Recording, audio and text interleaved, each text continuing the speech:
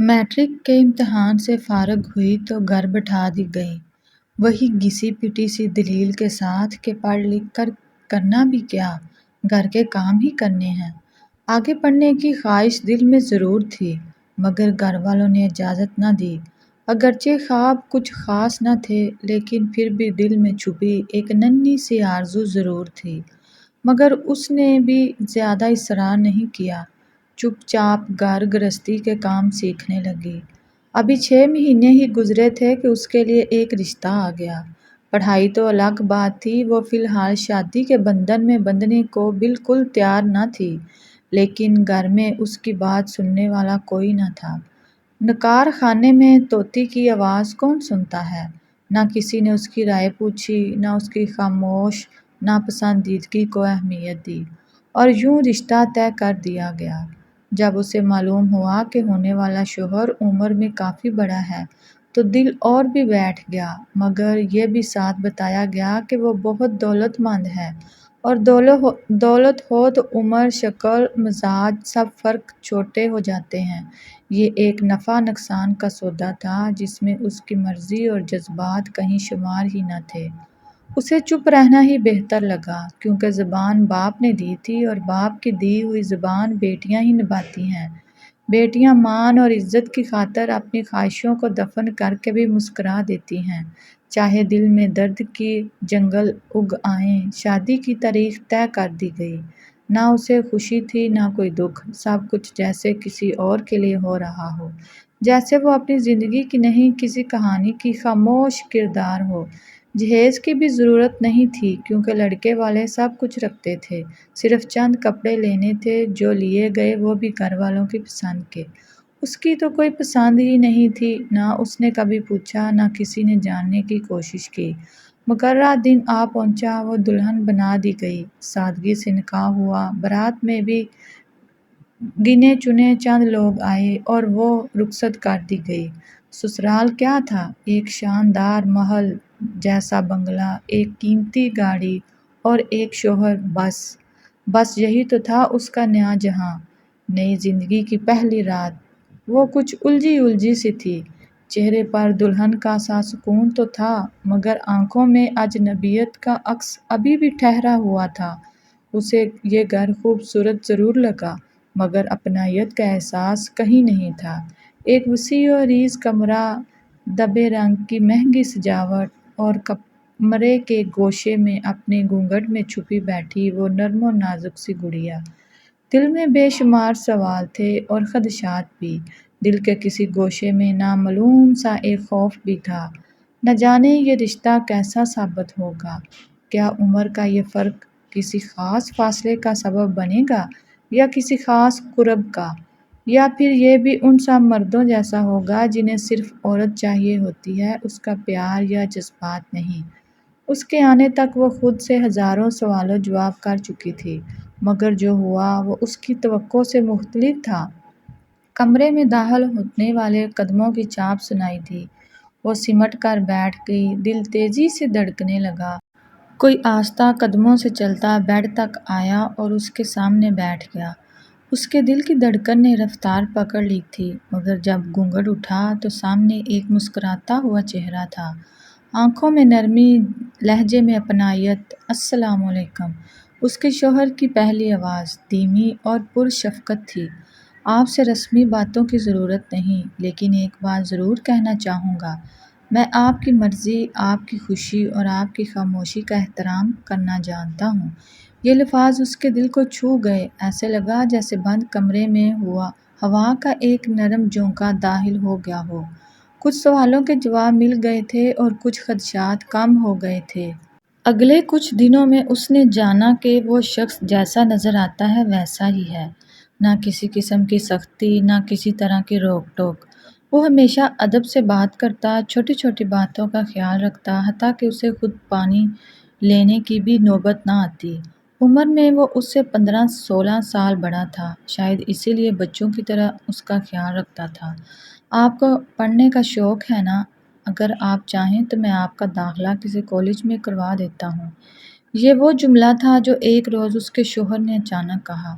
اس نے چونک کر دیکھا جیسے برسوں بعد اس نے اس کی خاموشی خواہش کو آواز دے دی ہو۔ وہ کچھ کہہ نہ سکی، بس خاموشی سے اسے دیکھا، اور شاید پہلی بار اس کے چہرے پر وہ مسکراہٹ ابھری تھی جو دل کے کسی کونے سے نکلی ہو۔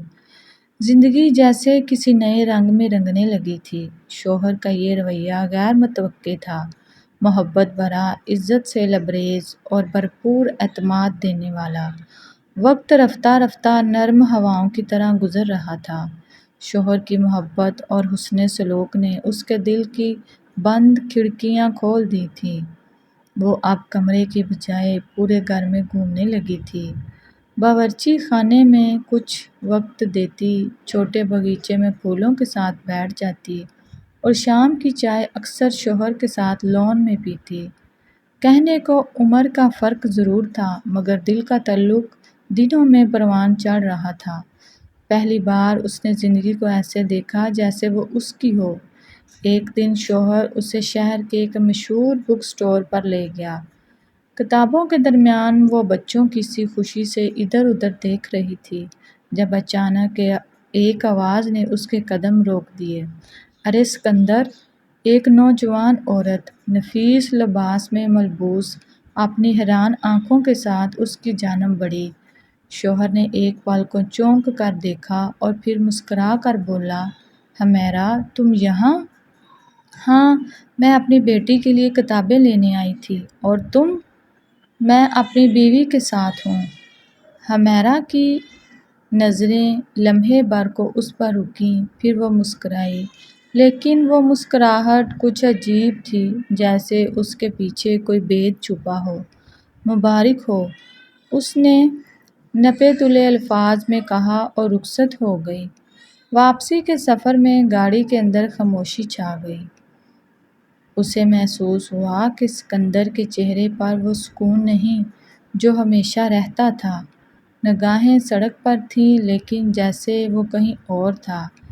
جب اس نے دھیرے سے پوچھا، یہ کون تھی؟ تو سکندر نے ایک مختصر جواب دیا، پرانے جاننے والوں میں سے تھی، کچھ خاص نہیں۔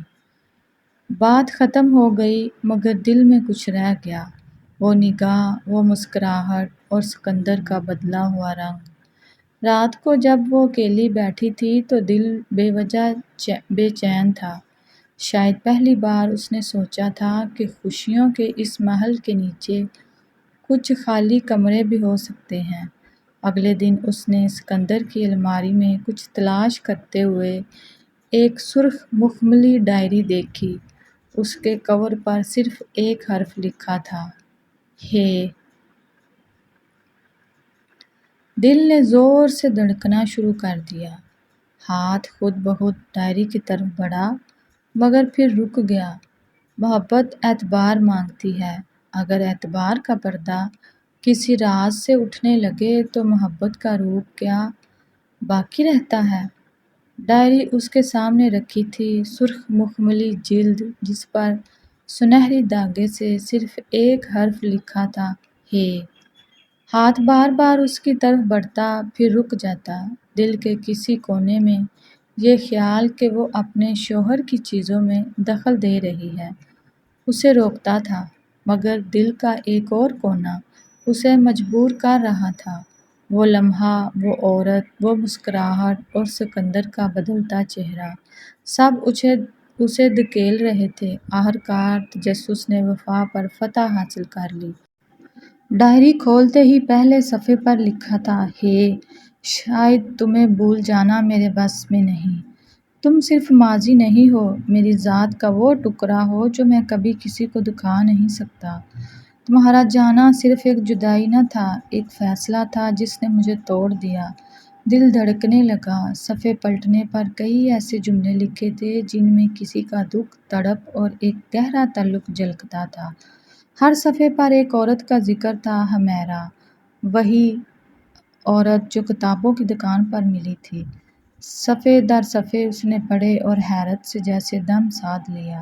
حمیرہ، تم نے کہا تھا ہم برابر نہیں، تم نے کہا تھا تمہیں سوسائٹی کا ڈر ہے، اور میں صرف ایک سایہ ہوں جو کبھی بھی ختم ہو سکتا ہوں۔ مگر سچ یہ ہے کہ آج بھی تم میری سانسوں میں ہو۔ میں نے شادی نہیں کی کیونکہ میں ایک سائے جیسا ہوں جو کبھی بھی ختم ہو سکتا ہوں۔ اس لیے سوچا ہے کہ جب تک موت کا اندھیرا مجھے نگل نہ لیتا تمہاری محبت کی روشنی میں ہی رہوں گا۔ دل تو آج بھی وہی ہے جہاں تم نے چھوڑا تھا۔ ڈائری ہاتھ سے گر گئی، آنکھوں میں خاموش سا طوفان تھا۔ وہ جو سکندر کی محبت میں نرمی دیکھتی آئی تھی وہ اب ایک اداکاری لگنے لگی۔ کیا وہ سچ میں بس دنیا کی نظروں کے لیے لایا گیا ایک رشتہ تھی؟ کیا اس کی مسکراہٹوں کے نیچے سکندر کی آنکھوں میں کوئی اور بسا تھا؟ یعنی یہ اپنے شوہر کی محبت نہیں، فقط ضرورت تھی۔ یہ اپنے شوہر کے لیے صرف ایک جسم تھی۔ سکندر بھی مرد ہی نکلا تھا، وہ مرد جو بیوی کو صرف ضرورت سمجھتے ہیں۔ کمرے میں خاموشی تھی مگر دل کے اندر سوالوں کی آوازیں گونج رہی تھیں۔ اگلے دن اس نے سکندر سے کچھ نہ کہا۔ وہ معمول کے مطابق ہنستا رہا، پوچھتا رہا، لیکن اب اس کی موجودگی میں ایک ہلکی سی دیوار کھڑی ہو گئی۔ رات کو سکندر نے اس کے بالوں میں ہاتھ پھیرتے ہوئے کہا، سارا کیا تم مجھ سے خوش ہو؟ وہ چونک کر رہ گئی۔ کاش وہ پوچھتا، کیا تم مجھ پر بھروسہ کرتی ہو؟ خوش ہوں، وہ مسکرا دی، مگر اس مسکراہٹ کے لیے اسے خود کو مارنا پڑا تھا، کیونکہ عورت صدیوں سے سچ چھپا کر مسکرانا جانتی ہے۔ نیند کا بہانہ بنا کر اس نے کروٹ بدلی اور خود کو کمبل میں لپیٹ لیا۔ کچھ دیر بعد سکندر بھی سو گیا تھا مگر سارا کی آنکھوں سے نیند کوسوں دور تھی۔ اسے بس یہی سوچ کھائے جا رہی تھی کہ سکندر کا رویہ فقط منافقت تھی اور وہ سکندر کی ضرورت تھی، بس محبت نہیں۔ اس کا شوہر صرف جسمانی طور پر اس کا تھا، ان کے درمیان روحانی کوئی تعلق نہیں تھا۔ انہی سوچوں میں صبح ہو گئی۔ اس کا سارا دن سوچوں اور الجھنوں میں گزرا تھا۔ رات کو بھی کمرے کی مدھم روشنی میں خاموشی سے بیٹھی رہی، مگر سکندر معمول کے مطابق پرسکون تھا، لیکن اس کی خاموشی اب لفظ مانگ رہی تھی۔ سکندر کچھ پڑھ رہا تھا جب وہ اس کے قریب آ کر کھڑی ہوئی۔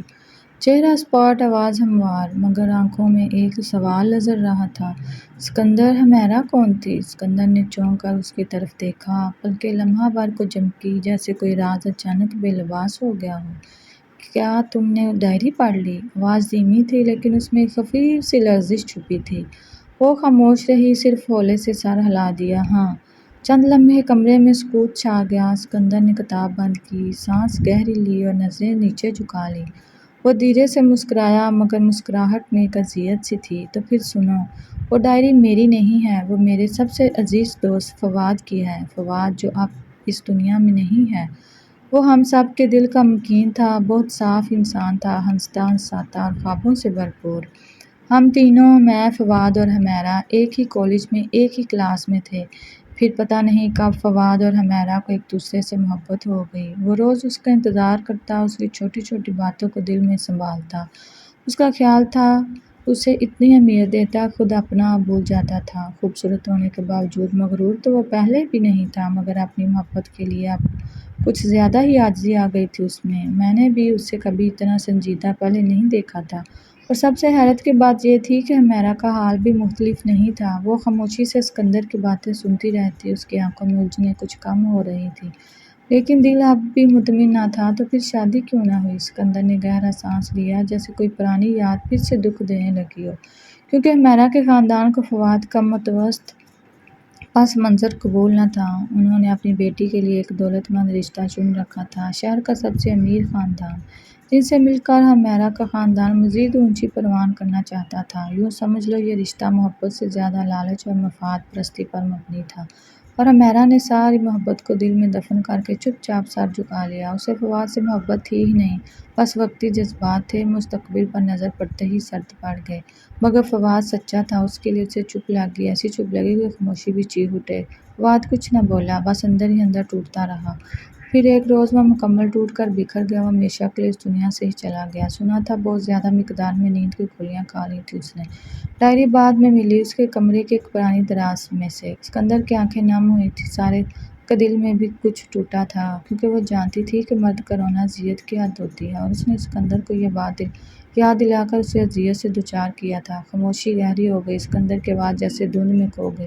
میں نے وہ ڈائری سنبھال لی، میں فواد کو بچا سکا، نہ اس کی محبت کو، پر اس کی تحریر کو مٹی نہ ہونے دیا۔ میرے پاس سب کچھ تھا، میں نے فواد کو کئی بار کہا تھا کہ وہ میری گاڑی گھر اپنے پاس رکھ لے، میں اسے بینک بیلنس بھی دے دیتا، مگر وہ مانا ہی نہیں۔ اس کا کہنا تھا، اسکندر یار، مجھے محبت حاصل کرنی ہے، خریدنی نہیں۔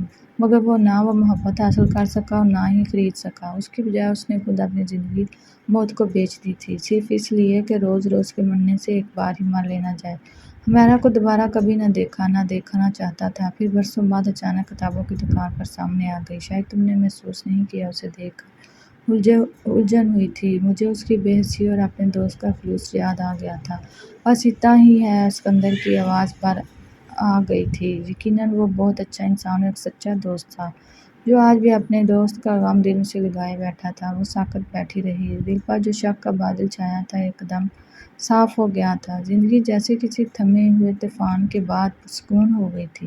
فواد اور ہمیرا کی کہانی وقت کے کسی کونے میں دفن ہو چکی تھی، اور اسکندر کا رویہ اب بھی ویسا ہی نرم، محبت پر اور مان دینے والا تھا۔ اس نے خود کو سنبھال لیا تھا، البتہ اسے فواد کا دکھ ضرور ہوا تھا۔ وہ اکثر سوچتی، ہمیرا نے ایسا کیوں کیا؟ کیا کوئی اتنا سنگ دل بھی ہو سکتا ہے کہ کسی دوسرے انسان کے لیے موت کی وجہ بن جائے؟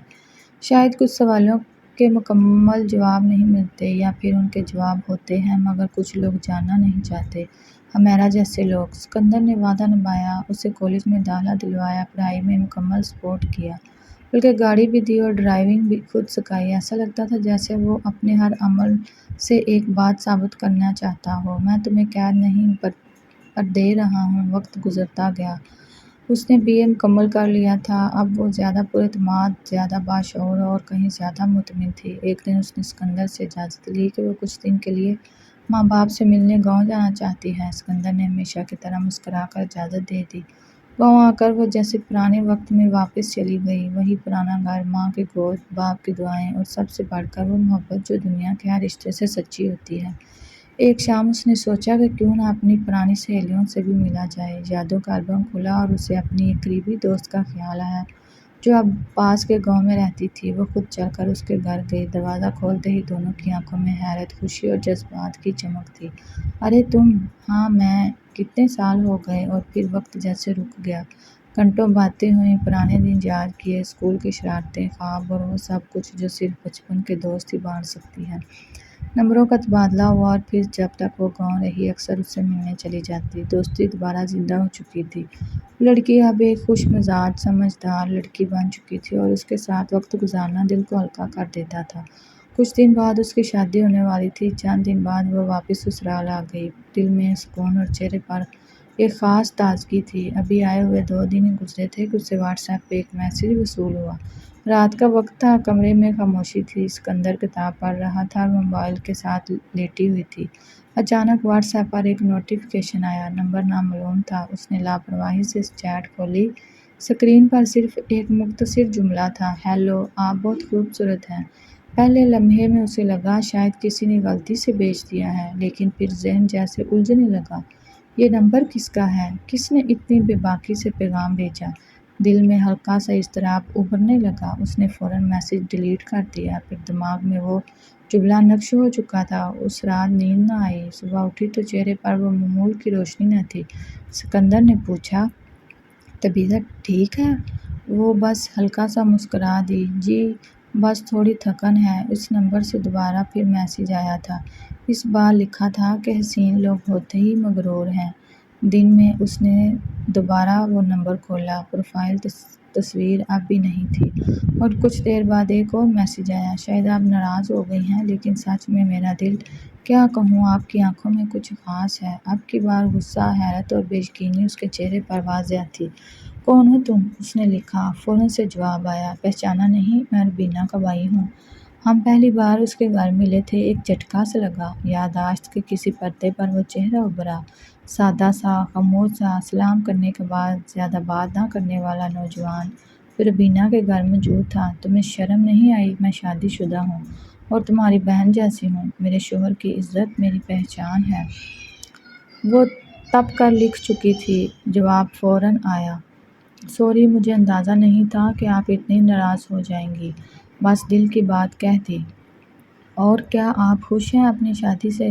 آپ جیسی حسین اور کم عمر لڑکی ایک صرف دولت کی وجہ سے؟ کیا جذبات کچھ نہیں ہوتے؟ میرے دل میں آپ کے لیے عزت اور محبت کے جذبات ہیں، اور ہم عمر بھی ہیں۔ یہ آخری جملہ جیسے کسی نوکیلے خنجر کی طرح دل میں گھس گیا۔ اس نے فوراً چیٹ ڈیلیٹ کر دی، لیکن سوالات اب چیٹ سے نکل کر دماغ میں گونجنے لگے تھے۔ کیا اس نے مجھے اس نظر سے دیکھا تھا جب میں روبینہ کے گھر گئی تھی؟ کیا میری کسی بات یا انداز سے کوئی غلط تاثر گیا؟ میں نے تو کبھی کوئی اشارہ، کوئی مسکراہٹ، کچھ بھی تو نہیں دیا۔ وہ اندر ہی اندر ٹوٹ رہی تھی۔ اسکندر سے چھپانا بوجھ لگ رہا تھا، مگر کچھ کہہ بھی نہیں سکتی تھی۔ ابھی اس کے اندر کا سکون مکمل طور پر بحال نہ ہوا کہ اگلی شام اسی نمبر سے ایک اور میسج آیا، لیکن اس بار پیغام الفاظ نہیں، ایک تصویر تھی، ایک ایسی تصویر جس میں وہ روبینہ کے گھر کے صحن میں کھڑی مسکرا رہی تھی، جیسے کسی کے جان بوجھ کر وہ لمحہ قید کیا ہو۔ اب یہ صرف الجھن نہیں تھی، یہ معاملہ حد سے آگے بڑھنے لگا تھا۔ اس نے تصویر دیکھی اور ایک لمحے کو جیسے سانس رک گئی ہو۔ غصے اور گھبراہٹ کے ملے جلے جذبات نے دل کی دھڑکن بڑھا دی۔ اس نے فوراً جواب لکھا، خبردار جو دوبارہ مجھے کوئی پیغام بھیجا، یہ آخری بار کہہ رہی ہوں، نہ تمہیں حق ہے نہ اجازت، اور یہ تصویر ڈیلیٹ کر دو اپنے موبائل سے، ورنہ میں روبینہ کو سب کچھ بتا دوں گی۔ کچھ دیر تک کوئی جواب نہیں آیا، نہ معذرت، نہ صفائی، نہ وضاحت۔ اس نے سکون کا سانس لیا، شاید اب سب کچھ ختم ہو جائے۔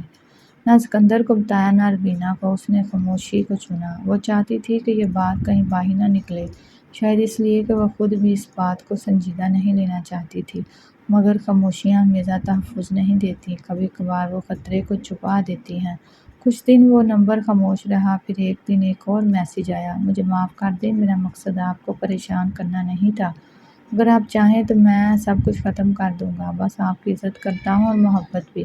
بس اتنا کہنا تھا، جب سے آپ کو دیکھا ہے آپ کے بارے میں سوچتا رہتا ہوں۔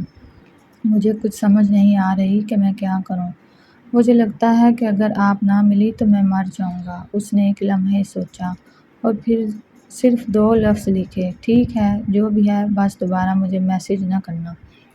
بس اتنے سے آغاز نے وہ دروازہ کھول دیا جو بند ہی رہنا چاہیے تھا۔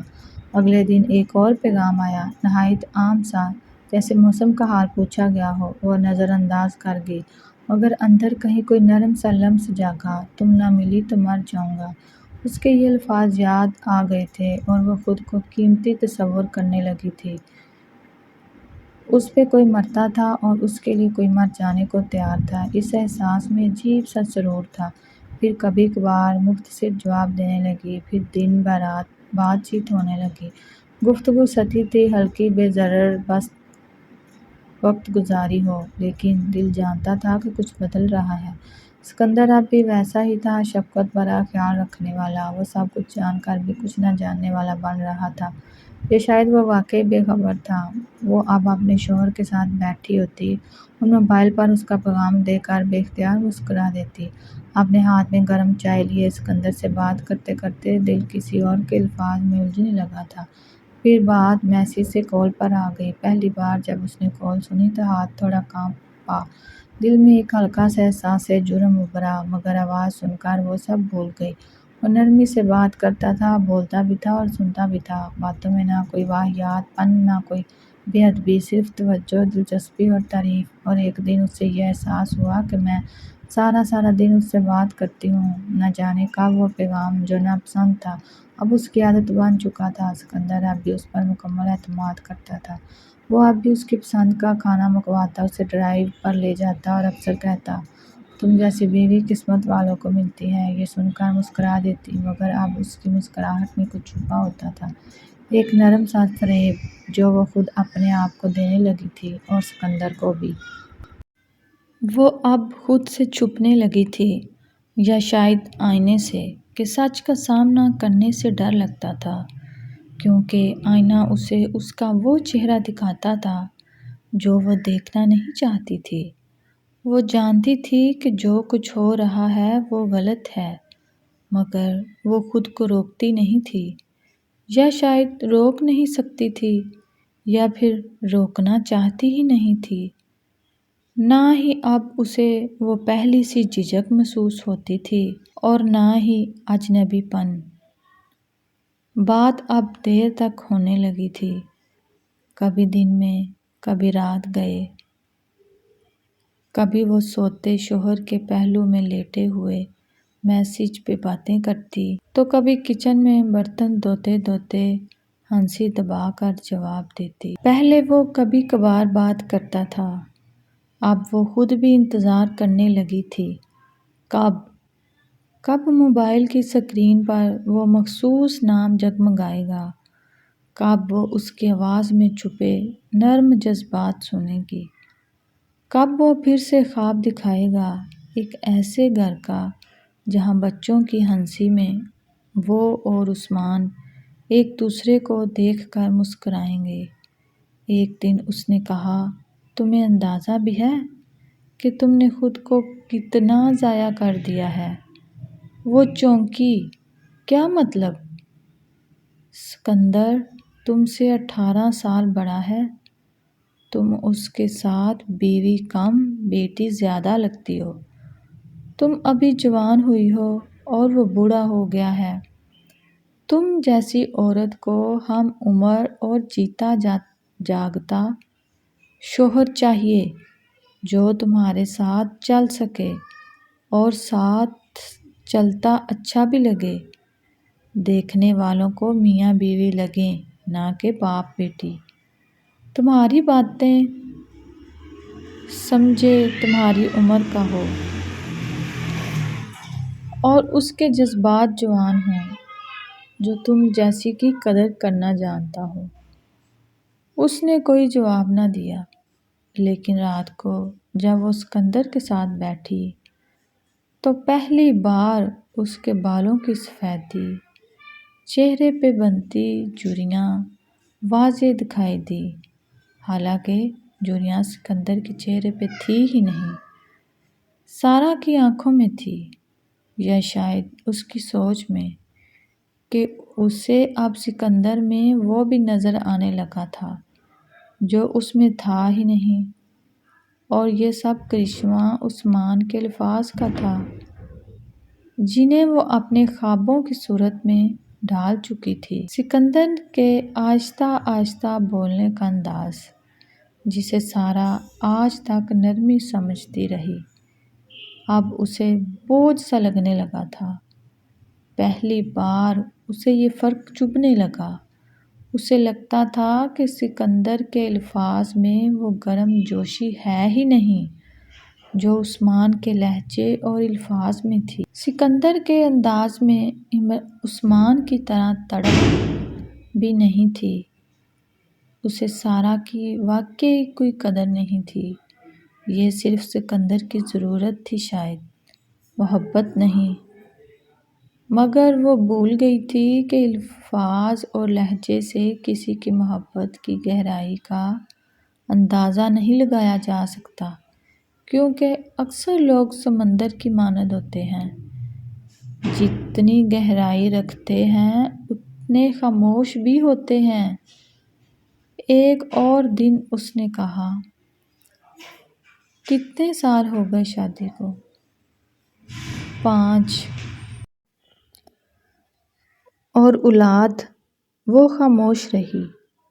سوری، میرا مطلب یہ نہیں تھا، بس میں سوچ رہا تھا اگر تم میرے ساتھ ہوتی تو اب تک ہمارے 2-3 بچے ہوتے، تمہارا سارا دن انہی میں گزرتا، اب تم سارا دن بور ہوتی ہوگی۔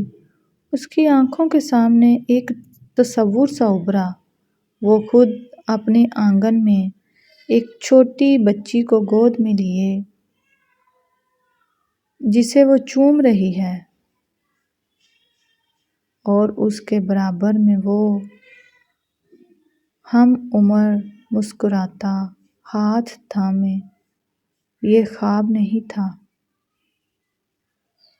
خواہش تھی جو وہ خود سے بھی چھپاتی تھی، مگر اب کسی نے اسے نام دے دیا تھا۔ اب وہ اکثر سوچتی، کیا یہ زندگی ایسے ہی گزاری جا سکتی ہے؟ بچوں کے بغیر، خواہشوں کے بغیر، جوانی کی دھڑکن کے بغیر۔ سکندر اسے پیار سے دیکھتا مگر وہ نگاہ اب اس کی طرف سے ہٹنے لگی تھی۔ اب وہ اپنے دل میں ایک خفیہ کیمرہ بنانے لگی تھی جہاں صرف ایک شخص تھا، عثمان، اور وہ خود، تیسرا کوئی نہیں تھا، نہ سکندر نہ کوئی اور۔ بات اب اس نہج پر آ چکی تھی جہاں خاموشیاں بھی بے وفائی کی داستان سناتی ہیں اور مسکراہٹوں کے پیچھے کوئی اور چہرہ چھپ جاتا ہے۔ سکندر اب بھی بے خبر تھا اور وہ اب مکمل طور پر دو زندگیاں جینے لگی تھی۔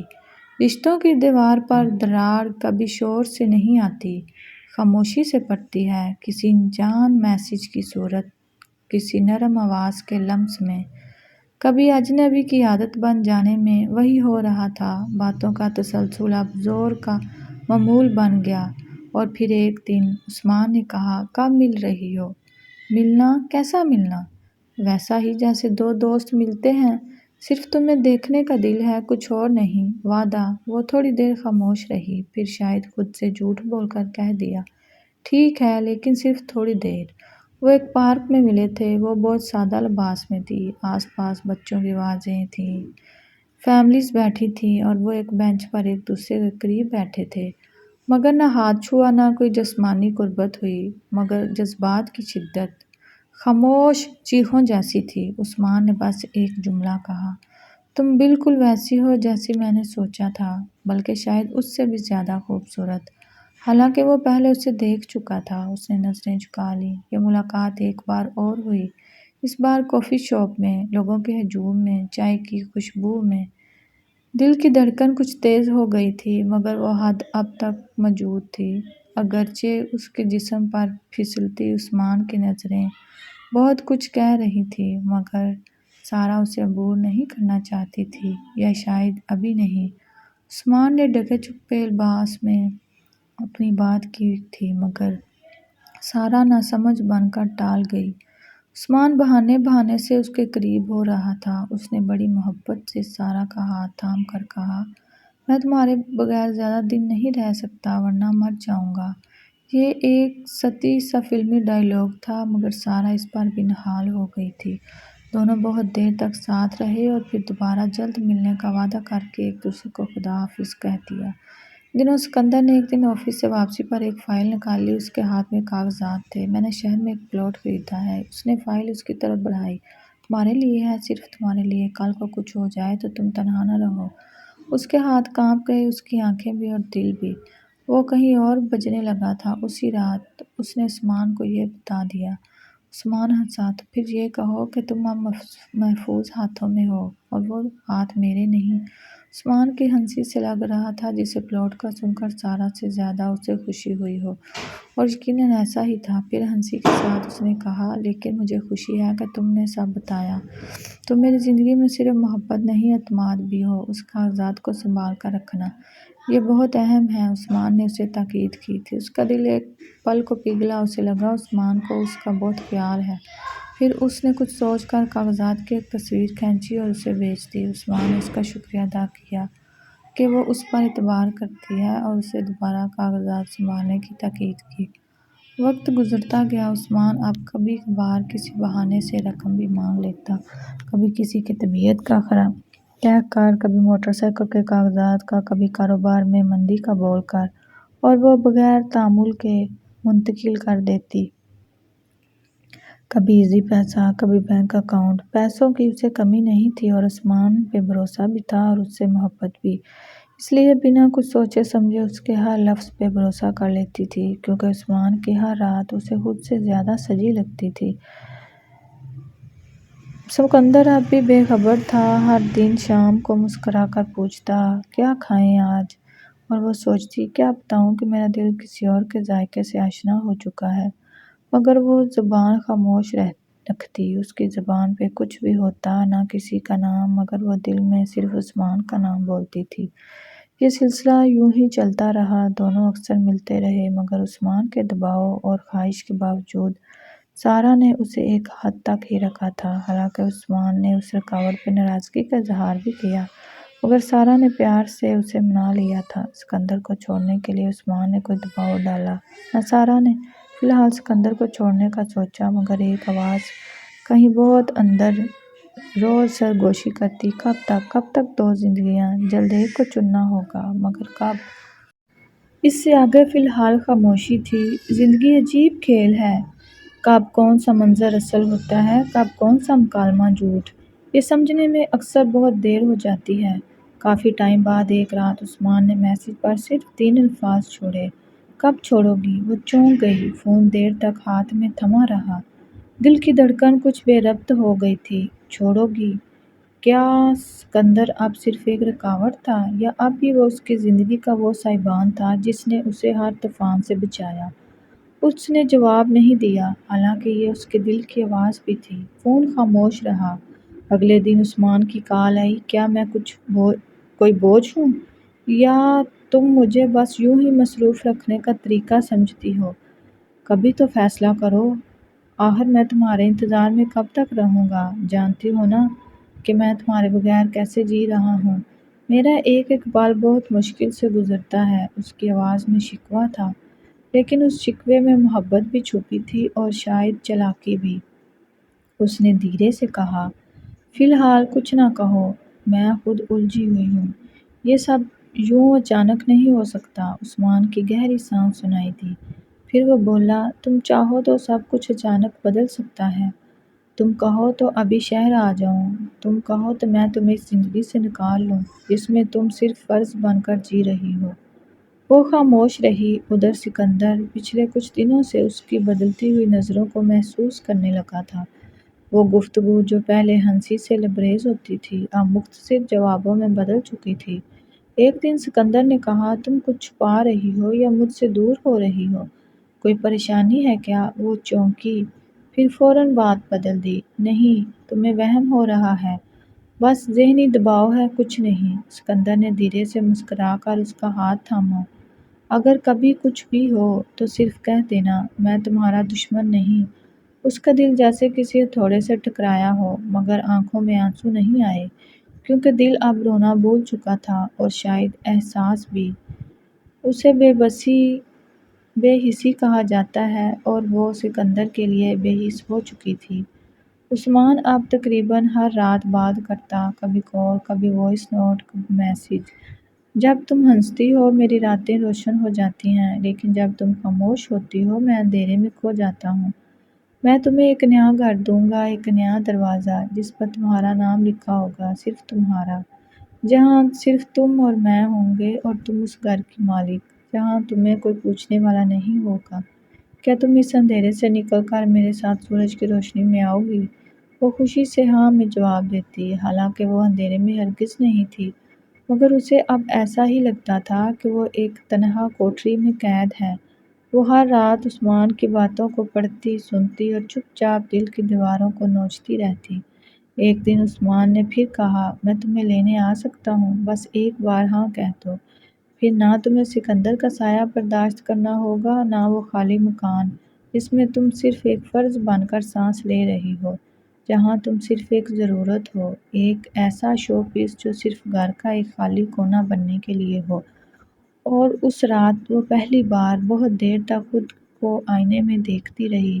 نہ سکندر کا چہرہ یاد آیا، نہ عثمان کی آواز، بس ایک سوال، میں کون ہوں اور آخر کیا چاہتی ہوں؟ مگر وہ کچھ بھی نہ سمجھ پائی، سوال ادھورے رہ گئے۔ محبت جب مانگنے لگے تو وہ محبت نہیں رہتی، یا شاید رہتی ہے، مگر بے عزت سی ہو جاتی ہے۔ عثمان نے ایک رات کال پر بات کرتے ہوئے کہا، یار بس تھوڑا مسئلہ چل رہا ہے کاروبار میں، تمہارے پاس کچھ رقم ہو تو قرض دے دو، 2-4 دن کی ہی بات ہے، لوٹا دوں گا۔ وہ پہلے جتنی مانگتا تھا اس سے کئی گنا تھی یہ رقم، اس لیے سارا چند لمحے چپ رہی، پھر ہچکچاتے ہوئے بولی، عثمان میرے پاس اس وقت نہیں ہے، تم جانتے ہو نا سب کچھ بندھا ہوا ہوتا ہے، سکندر کے ہاتھ ہے سب، کچھ بھی لینا آسان نہیں۔ عثمان خاموش ہو گیا، پھر بولا، بس اسی لیے تو میں چاہتا ہوں کہ تم جلد از جلد اس محتاجی سے چھٹکارا حاصل کرو، اور اپنی خود مختاری کی زندگی جیو، جہاں تمہیں کچھ کرنے کے لیے یہ نہ کہنا پڑے کہ میرے ہاتھ میں کچھ نہیں ہے۔ عثمان کی بات میں گہرا طنز تھا، مگر اس نادان لڑکی کو زہر میں بجھے اس کے الفاظ بھی تریاک نظر آ رہے تھے۔ سارا انہیں بھی امرت سمجھ رہی تھی، اسے عثمان کے الفاظ اپنے لیے فکر مندی نظر آ رہی تھی۔ عثمان بھی اپنے الفاظ خوب جانتا تھا، اس لیے بات ٹالنے کے لیے ساتھ ہی کہہ دیا، اچھا کوئی بات نہیں، تم پریشان مت ہو، میں کچھ اور سوچتا ہوں۔ بات وہیں ختم ہو گئی، لیکن کچھ ٹوٹا ضرور تھا، جو آواز میں سنائی نہ دیا، مگر دل نے محسوس ضرور کیا۔ سارا خود کو مزید قید میں محسوس کرنے لگی تھی۔ اگلے دنوں میں عثمان کا انداز کچھ بدلنے لگا، پیغامات مختصر ہو گئے، کالز کا وقفہ بڑھ گیا۔ اس نے خود کو مصروف ظاہر کیا اور وہ سمجھتی رہی کہ وہ واقعی مصروف ہے۔ آخر مرد جب کاروباری مسئلوں میں ہو تو تھوڑا کھو تو جاتا ہی ہے، اس نے خود کو سمجھایا، مگر وہ دل جو ہر رات ایک مخصوص وقت پر ایک مخصوص آواز کا عادی ہو چکا تھا، اب وہ بے چین سا رہنے لگا تھا۔ پھر ایک دن وہ ہر طرف سے بند ملنے لگا، نہ کالز جاری ہوئیں، نہ میسیجز کا جواب آیا، نہ آن لائن دیکھا گیا۔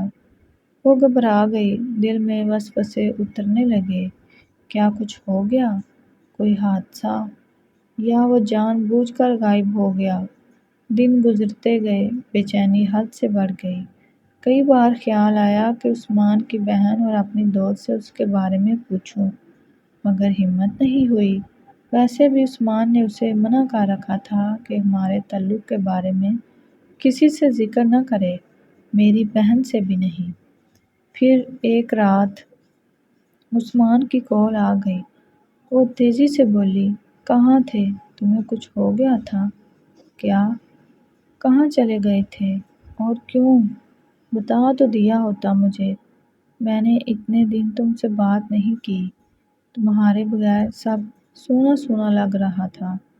عثمان تھکا تھکا سا بولا، فون بیچ دیا تھا، بائیک بھی، قرض اتارنا تھا نا، ابھی کسی دوست کا فون لے کر کال کی ہے۔ وہ گہری سانس لے کر چپ ہو گئی، دل جیسے بھیگ سا گیا تھا۔ اس رات وہ سارا وقت سوچتی رہی، پھر اگلے دن کسی بہانے سکندر سے کچھ پیسے مانگ لیے۔ سکندر نے بغیر کچھ پوچھے دے دیے۔ اس نے وہ رقم عثمان کو بھیج دی، یہ لے لو، نیا فون بھی خرید لینا اور بائیک بھی، اب دوبارہ یوں خاموش مت ہونا۔ عثمان نے شکریہ ادا کیا، بات چیت پھر سے شروع ہو گئی، پھر سے وہی دیر رات کی باتیں، وہی وعدے، قسمیں، وہی سپنے۔ ایک رات عثمان نے کہا، اب مزید دوری برداشت نہیں ہوتی، کیا تم سکندر سے طلاق نہیں لے سکتی؟ ہم دونوں ایک نئی زندگی شروع کریں گے، تم کہو تو میں ابھی آ جاؤں۔ اس کا دل جیسے رک سا گیا، وہ لمحے بھر کو چپ ہو گئی، پھر صرف اتنا بولی، عثمان ابھی نہیں۔ عثمان نے اصرار کیا، کیوں؟ اب بھی وہ تمہاری زندگی میں کچھ ہے، یا تم صرف مجھے تسلی دے رہی ہو؟ یہ جملہ اسے اندر سے لرزا گیا۔ رات دیر تک عثمان کا لہجہ نرم بھی تھا اور ضدی بھی، تمہیں مجھ سے محبت ہے یا نہیں؟ تو پھر طلاق کا فیصلہ کیوں نہیں کرتی؟ اس نے کئی بار کہا، عثمان سب کچھ ایک دم نہیں ہو سکتا، ایسا نہیں کہ سکندر کوئی حیوان ہے، وہ میرے ساتھ برا نہیں ہے، بس دل کہیں اور ہے۔ عثمان نے سنا مگر تسلیم نہ کیا، محبت تو فیصلہ مانگتی ہے اور تم ابھی تک صرف الفاظ دے رہی ہو، فیصلے میں وقت لگتا ہے۔ عثمان، سارا نے بے بسی سے کہا، اور کتنا وقت چاہیے؟ میں اب مزید تم سے دور نہیں رہ سکتا، جتنی جلدی ہو طلاق لے لو۔ بات وہی ختم ہو گئی، مگر دل میں خلش رہ گئی۔ اگلے دن وہ سارا دن الجھی رہی، نہ خود سے بات کر سکی، نہ کسی اور سے۔ ذہن میں عثمان کی آواز گونجتی رہی۔ رات ہوئی تو وہ معمول کے مطابق کال کا انتظار کرتی رہی، لیکن اس رات عثمان نے کوئی رابطہ نہیں کیا۔ 1 2 3 دن گزر گئے، صرف خاموشی۔ اس نے میسج کیا، کال کی، آڈیو سینڈ کی، مگر کوئی جواب نہیں آیا۔ پھر 5ویں دن رات گئے، عثمان کی طرف سے صرف ایک مختصر میسج آیا، سوچ رہا ہوں شاید ہمیں رک جانا چاہیے، تمہارا کوئی فیصلہ نہیں آتا۔ اسے لگا جیسے سانس رک گئی ہو۔ عثمان، تم مجھ سے یہ کیسے کہہ سکتے ہو؟ جواب آیا ہی نہیں۔ وہ پورے 2 دن روتی رہی، خاموشی سے، سکندر کے سامنے مسکراہٹ اوڑھ لیتی، مگر اندر کچھ مر رہا تھا۔ اور پھر تیسرے دن سکندر نے غیر متوقع طور پر اس کے ہاتھ پر کچھ رکھتے ہوئے کہا، سارہ، یہ میں نے جو شہر میں پلاٹ لیا تھا نا، اس کے کاغذات ہیں، یہ تمہارے نام پر کروا دیے ہیں۔ وہ چونک گئی۔ میرے لیے؟ کیوں؟ سکندر نے مسکرا کر کہا، پتہ نہیں کیوں، لگتا ہے اب تم سے پہلے جیسا تعلق نہیں رہا، شاید اس لیے یہ احساس دلا رہا ہوں کہ تم اب بھی میری ہو۔ اس کے ہاتھ میں کاغذات تھے، دل میں عثمان کا درد اور ذہن میں سکندر کی خالص نظر۔ رات کو اس نے عثمان کو یہ سب بتا دیا، سکندر نے میرے نام پر پلاٹ کر دیا ہے اور تم مجھ سے دوری کی بات کر رہے ہو۔ کیا تمہیں لگتا ہے میں جھوٹ بول رہی ہوں؟ تمہیں صرف فیصلوں سے مطلب ہے۔ عثمان کا جواب آیا، نہیں، مجھے تم سے مطلب ہے۔ پر یہ سب سن کر لگتا ہے تم خود کنفیوز ہو۔ فیصلہ کرو ورنہ میں خود پیچھے ہٹ جاؤں گا۔ وہ حیران تھی۔ جسے وہ محبت سمجھ رہی تھی، کیا وہ صرف سودے بازی تھی؟ کیا عثمان واقعی اسے کھو دے گا، صرف اس لیے کہ وہ فی الحال طلاق نہیں لے رہی؟ اس رات وہ کھڑکی کے پاس کھڑی رہی اور پہلی بار اس کے اندر ایک سوچ نے سر اٹھایا، محبت اگر بلیک میل کرے تو وہ محبت نہیں رہتی۔ مگر پھر فوراً دل بول اٹھا، نہیں، عثمان ایسا نہیں ہو سکتا، بس تھوڑا ناراض ہے، محبت میں ضد تو ہوتی ہے نا۔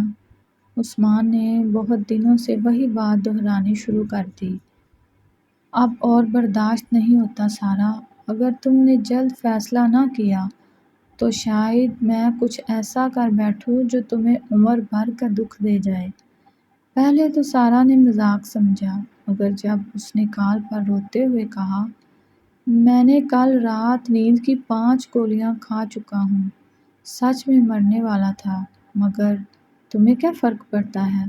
سارہ کا دل کانپ اٹھا۔ اس نے روتے ہوئے کہا، ایسا مت کرو عثمان، پلیز، تم جانتے ہو میں تمہیں کتنا چاہتی ہوں، بس وقت دو، میں کچھ نہ کچھ کر لوں گی۔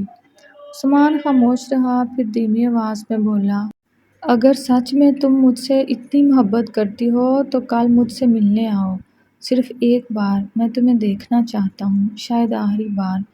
سارہ نے کچھ دیر سوچا اور پھر دھیرے سے ہاں کہہ دیا، یہ سوچ کر کہ مل کر اسے سمجھائے گی اور کسی بھی انتہائی قدم سے باز رکھے گی۔ اگلے دن وہ ملے، ایک سنسان پارک کے دور والے بینچ پر، جہاں کوئی آس پاس نہ تھا۔ عثمان اسے دیکھ کر بے اختیار مسکرا دیا، پتہ ہے تمہیں دیکھ کر مرنے کو دل نہیں کرتا، مگر مجھے لگتا ہے یہ جدائی مجھے جینے نہیں دے گی۔ سارہ لرز سی گئی تھی۔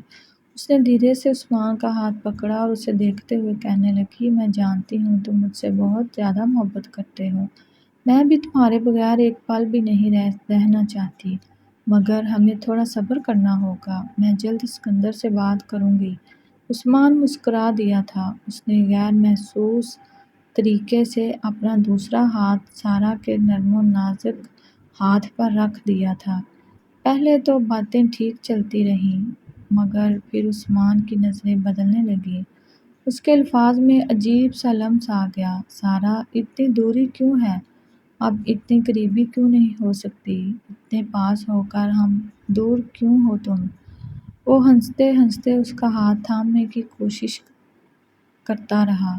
وہ جھٹک دیتی، وہ کہتا، یار کیسی محبت ہے یہ، کچھ تو حق بنتا ہے نا میرا۔ سارا کے ماتھے پر بل پڑنے لگے۔ کون سا حق چاہ رہا تھا؟ دل میں ہلکی سی لہر دوڑی، خوف کی، کچھ عجیب سا، بے نام سا۔ عثمان جھک کر اس کے بالوں کو چھونے لگا تو سارا تیزی سے پیچھے ہٹی۔ عثمان پلیز مت کرو ایسا۔ کیوں؟ کیا میں غیر ہوں؟ نہیں، لیکن یہ سب ٹھیک نہیں لگ رہا۔ پھر کیا ٹھیک لگتا ہے؟ وہ سکندر، وہ بڈھا جس کے ساتھ تم نے اپنی جوانی برباد کر دی۔ یہ لفظ تیر کی طرح اس کے دل میں چبھے۔ عثمان کے کچھ لمحے بعد پھر نرمی سے کہا، چلو میرے ساتھ کسی ہوٹل میں، تھوڑا سکون سے بیٹھیں گے، کچھ دیر بات کر لیں گے۔ سارا نے نظریں چرائیں۔ نہیں عثمان، مجھے گھر جانا ہے۔ سارا، صرف تھوڑا سا وقت پلیز۔ نہیں عثمان، مجھے جانا ہے۔ اس نے اس کے ہاتھوں سے خود کو چھڑایا، اٹھ کھڑی ہوئی۔ عثمان کا چہرہ بدل گیا۔ چند لمحوں کی خاموشی کے بعد اس نے صرف اتنا کہا، ٹھیک ہے جاؤ، شاید آپ کو مجھ پہ بھروسہ ہی نہیں ہے۔ سارا کے قدم رک گئے مگر دماغ کہتا رہا کہ کچھ تو غلط ہے، عثمان ویسا نہیں ہے جیسا وہ بن کر دکھاتا تھا۔ مگر محبت میں دماغ کی نہ سنی جاتی ہے نہ مانی جاتی ہے، اس لیے فوراً ہی دل نے وکالت کر دی کہ یہ سب اس کی محبت ہے اور اس کے سوا کچھ نہیں۔ وہ واپس پلٹی اور اس کے ساتھ جڑ کے بیٹھ گئی۔ عثمان کے چہرے پہ ایک دم مسکراہٹ آ گئی تھی۔ اس نے دھیرے سے اپنا ہاتھ سارا کے کندھوں پہ رکھا اور نرمی سے اسے مزید اپنے قریب کر لیا۔ بہت دیر تک وہ دونوں ایسے ہی بیٹھے رہے۔ عثمان باتوں سے اور ہاتھوں سے سارا کو گدگداتا رہا۔ سارا بھی سب کچھ بھول چکی تھی، کچھ لمحوں پہلے کہے اس کے الفاظ بھی۔ اب صرف وہ ایک عورت تھی جو اپنے من پسند مرد کی قربت میں تھی۔ سارا گرچہ شادی شدہ تھی اور مرد کا لمس اس کے لیے کوئی نئی بات نہیں تھی، مگر شوہر اور محبوب کے لمس میں بہت فرق ہوتا ہے، یہ سارا کو آج پتہ چلا تھا۔ اس کی دھڑکنیں معمول سے تیز ہو گئی تھیں، وقت کا پتہ ہی نہیں چلا تھا۔ اچانک سارا کے موبائل کی بیل بجی تو دونوں چونکے۔ سارا نے پرس سے موبائل نکال کر دیکھا، سکندر کال کر رہا تھا۔ سارا کال ریسیو کرتے ہی عثمان سے تھوڑی سی دور ہو گئی تھی۔ مختصر سی کال سن کر اس نے موبائل دوبارہ پرس میں رکھا اور عثمان سے کہنے لگی کہ اسے اب جانا ہوگا۔ عثمان نے ضد کی کہ کچھ دیر اور بیٹھو، مگر سارا کھڑی ہو گئی تھی، اس لیے مجبوراً عثمان کو بھی اٹھنا پڑا۔ سارا اپنی گاڑی میں آئی تھی، اس نے عثمان کو ساتھ بٹھایا اور اسے دوسرے شہر جانے والے بس اڈے پہ اتار دیا۔ بس کا ٹکٹ سارا نے اسے خود لے کر دیا تھا اور کھانے پینے کا سامان بھی۔ اس کے ساتھ اس نے کچھ پیسے بھی عثمان کو دیے جو اس نے رسمی انکار کے بعد رکھ لیے تھے۔ گاڑی کے نکلنے تک سارا وہیں رہی اور پھر اپنے گھر آ گئی۔ عثمان نے جانے سے پہلے اس سے دوبارہ ملنے کا وعدہ لے لیا تھا اور ساتھ یہ وعدہ بھی کہ وہ جلد از جلد اپنے شوہر سے طلاق لے گی۔ سارا نے وعدہ تو کر لیا تھا مگر وہ سوچ رہی تھی کہ اپنے شوہر سے طلاق کس بنا پر لے گی۔ کیا کہے گی اسے کہ وہ اس سے بڑا ہے اور یہ اب اپنے ہم عمر کے ساتھ زندگی گزارنا چاہتی ہے، اور سب سے اہم یہ تھا کہ اس کا شوہر اسے طلاق دے گا بھی یا نہیں۔ عثمان روز کی طرح آج بھی اس سے یہی کہہ رہا تھا، سارا اب مجھ سے اور برداشت نہیں ہوتا، یا تو مجھے اپنا لو یا چھوڑ دو، سکندر سے بات کرو، طلاق لو، میں اب اور انتظار نہیں کر سکتا۔ تمہارے بغیر میرا ایک ایک پل صدیوں کی طرح گزر رہا ہے۔ سارا کے اعصاب جواب دے چکے تھے، ہر دن ایک ہی جملہ، ایک ہی دباؤ۔ یہ الگ بات ہے کہ عثمان کی اس وارفتگی اور دیوانگی سے اسے خوشی بھی ہوتی تھی۔ عثمان اب ضد پر اتر آیا تھا۔ محبت کے دعوے اب مطالبے بن چکے تھے۔ کئی دن اس نے خاموشی اختیار کی، مگر عثمان کی آواز روز اس کے موبائل میں گونجتی تھی، کیا تم واقعی مجھ سے محبت کرتی ہو یا بس کھیل کھیل رہی ہو؟ بالآخر ایک رات جب سکندر اپنے کمرے میں بیٹھا چائے پی رہا تھا، سارا آہستہ قدموں سے اس کے پاس آئی، خاموشی سے کچھ دیر اس کے سامنے بیٹھی رہی، جیسے الفاظ اس کے گلے میں اٹک گئے ہوں۔ سکندر نے اس کے چہرے کی اداسی کو محسوس کیا۔ سب ٹھیک ہے سارا؟ اس نے نرمی سے پوچھا۔ سارا نے نظریں جھکائیں اور بہت آہستہ آواز میں کہا، مجھے آپ سے ایک بات کرنی ہے۔ سکندر نے چائے کا کپ ایک طرف رکھا۔ ہاں کہو۔ سارا نے دھڑکتے دل، لرزتی پلکوں اور جھجکتے لبوں کے ساتھ وہ بات کہنا شروع کی جسے اس کے دل نے شاید کئی بار دہرا کر ہمت دلانے کی کوشش کی تھی۔ سکندر، میں تم سے الگ ہونا چاہتی ہوں۔ سکندر خاموش رہا۔ سارا کی سانسیں رکنے لگیں۔ کمرے میں ایک طویل خاموشی چھا گئی تھی، ایسی خاموشی کہ سوئی بھی گرتی تو آواز سنائی دیتی۔ سکندر کا جواب سارا کی توقع کے خلاف تھا۔ وہ سوچ رہی تھی کہ سکندر پھٹ پڑے گا، غصہ کرے گا، اسے ذلیل کرے گا، مگر اس نے آہستہ سے کہا، کوئی اور ہے؟ سارا نے اس بات میں سر ہلایا مگر کچھ بول نہ سکی۔ سکندر نے اس کی طرف دیکھا، نہ غصہ، نہ طعنہ، نہ آنکھوں میں لال رنگ، بس خاموشی، ایک گہری اور تھکی ہوئی خاموشی۔ وہ دھیرے سے اٹھا، کھڑکی کے پاس جا کر کھڑا ہو گیا، کچھ دیر باہر دیکھتا رہا، پھر پیچھے مڑا۔ مجھے کچھ دن سوچنے دو سارا۔ اگلے دنوں میں سارا اندر سے خالی ہوتی چلی گئی۔ نہ عثمان کے میسیج کا وہی جواب، نہ ماں سے کھل کر کوئی بات، بس چپ اور خود سے ایک عجیب سا شرمندہ سا رابطہ۔ عثمان اب بھی روز فون کرتا مگر سارا اب کچھ کہنے سے گھبرا جاتی تھی۔ پھر ایک دن سکندر کمرے میں داخل ہوا، اس کے ہاتھ میں ایک سفید لفافہ تھا۔ خاموشی سے وہ لفافہ اس کے سامنے رکھا۔ سارا نے سوالیہ نظروں سے اسے دیکھا۔ یہ طلاق کے کاغذات ہیں۔ سارا کا دل دہک سے رہ گیا۔ سکندر کچھ لمحے رکا، پھر دھیرے سے بولا، تم نے جو فیصلہ کیا وہ تمہارا حق ہے، لیکن میں صرف اتنا کہوں گا، میرا دل اور میرا در ہمیشہ تمہارے لیے کھلا رہے گا۔ اگر کبھی وقت پلٹے اور تمہیں کوئی جانے پناہ نہ ملے تو بس ایک بار پلٹ کر آنا، میں یہ در بند نہیں کروں گا۔ سارا خاموش بیٹھی رہی، آنکھوں میں نمی اور دل میں کوئی کرب سا جاگنے لگا۔ دوسرے دن وہ سب کچھ بھول کر پھر سے نئے خواب بننے لگی تھی۔ اگلے دن سکندر نے خود اسے اس کے گھر چھوڑا، نہ کسی سوال کی گنجائش رکھی، نہ کسی الزام کی، بس ایک آخری احسان کی طرح خاموشی سے گاڑی دروازے تک روک دی۔ کسی کو کچھ پتہ نہ چلا کہ کیا ہو رہا ہے، نہ ماں کو، نہ باپ کو، نہ خاندان کو، نہ کسی نے سکندر سے سوال کیا، نہ سارا سے۔ عدت کے دن وہ اپنے ماں باپ کے گھر گزارنے لگی، اور ان دنوں میں جب دل ٹوٹ چکا تھا، سارا نے آخرکار اپنی ماں کو سچ بتا دیا۔ ماں پہلے سن کر خاموش رہی، پھر آہ بھری اور صرف اتنا کہا، تم نے بہت غلط فیصلہ کیا ہے سارا، وقت تمہیں یہ بات ایک دن ضرور سمجھا دے گا۔ لیکن سارا اب کسی کی بات سننے کی حالت میں نہیں۔ اس کے اندر عجیب سا شور مچ رہا تھا۔ محبت قریب آ گئی تھی اور سارا سب کچھ بھول گئی تھی اب۔ نہ کوئی شرمندگی تھی، نہ کوئی پچھتاوا۔ عثمان سے روز بات ہوتی تھی، وہ ہمیشہ کی طرح بے تابی ظاہر کرتا اور سارا ہمیشہ کی طرح پگھل جاتی تھی۔ اب صرف رکاوٹ تھی تو عدت کے دن، جنہیں جلد ملنے کی آس میں خوشی سے کاٹا جا رہا تھا۔